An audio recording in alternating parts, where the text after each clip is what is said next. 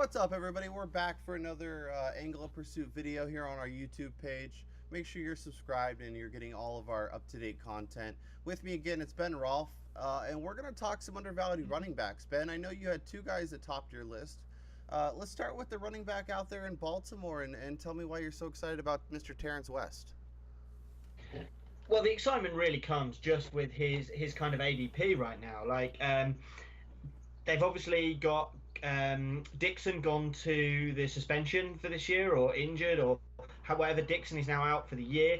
Woodhead is a little bit banged up entering the year, and also people just seem to be acting like Terrance West is not existing. I mean, I'm having to scroll down all the way to the 36th running back to find him. He's going one pick ahead of Darren McFadden. I mean, Darren McFadden's not even the guaranteed starter for 6 weeks in Dallas. This is the thing. Terrance West is, at the moment, for me, a guaranteed starter. I think he's going to be a starter for at least the first half of the season, if not longer. I think the running back the running back landscape is one that you can kind of build on as the year goes on. It's something you always have to be active on the waiver wire. But I really think Terrance West right now, if you want to go heavy with wide receivers, tight ends, quarterbacks at the top of the draft, you can get Terrance West in the end of the 10th round in a 10-team league, sort of 8th, 9th round in a 12-team league. That is a great building block for you if that's going to be one of your starting running backs or a flex spot, something like that. I really think Terrance West can provide that to you. I think he's going to be solid. They're going to have to run the ball plenty because Joe Flacco is struggling with his bad back, but Joe Flacco is still there. It's not going to be Ryan Mallett as far as I'm concerned at the moment, and therefore they're still going to have to respect the pass, the opposition, and that's where I think Terrance West can come in. I think he's going to run against decent boxers, and I think he's going to have a real chance to catch the ball out of the backfield, especially with Danny Woodhead struggling early in the year.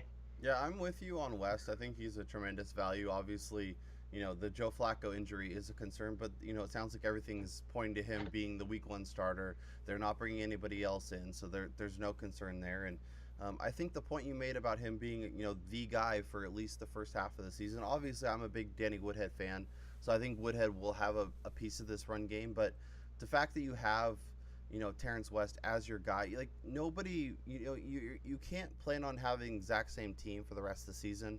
So I think having that flexibility, having that guy locked in for the first 6 weeks, 8 weeks, and kind of figuring it out from there is definitely a viable strategy, especially when you're paying the 8th, 9th, 10th round price tag that Terrance West is currently costing. I'm 100% with you.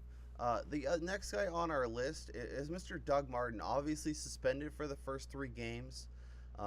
But for me, he doesn't come at a tremendous discount considering you're missing that time. But, you consider him undervalued. So talk to me about him.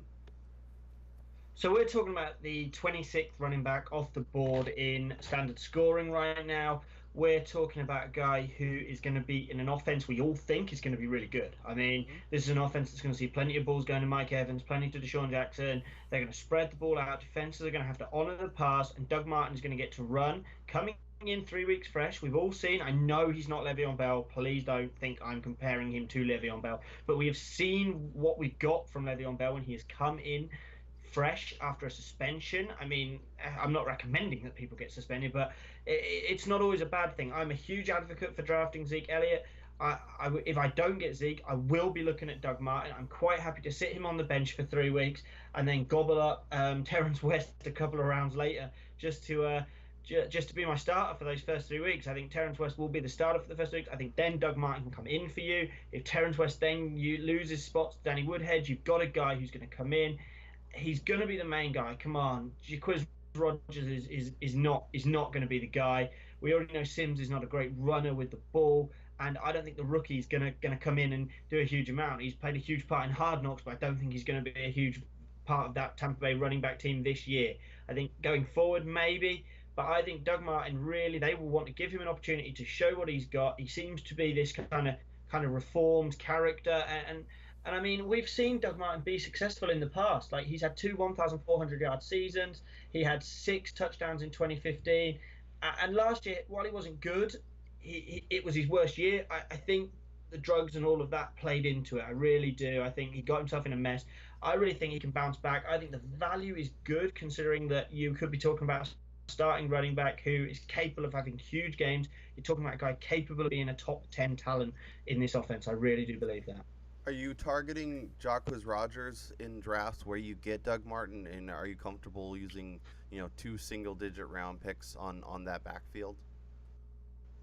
I don't think I would target Chris Rogers. I think I would gamble on my ability to be able to find something that's a bit more of a bit more of an upside later in the draft. I think rather than Jaquiz Rogers, I would I like I say I'd rather package him with Terrance West. I really would. And I know you're still using two single digit rounds, but I'd rather go after a guy I think is going to be there for the whole season. That is my opinion. Yeah, and I think that's a great point, and especially because if Martin returns and regains form, you could potentially have two starting running backs instead of just one. We did talk to Matt Harmon and do our NFC South preview, so if you did miss that, go check that out. But he brought up a good point in talking about kind of when the Bucks are doing what the Bucks want to do, and when they started winning games last year, is they leaned on the running game a lot more than I think people are wanting to kind of notice and wanting to admit. Everybody's in on Jameis and Evans and D Jackson for the right reasons, but this is still a team that wants to run a lot, and I think if Doug Martin comes back, shows some of the flash he's been showing during the preseason, there's a great shot that he is the guy. So Ben, thank you for these sleepers. Make sure you check out the rest of our videos on our YouTube page, rate and review the podcast on iTunes, and we will talk to you guys down the road.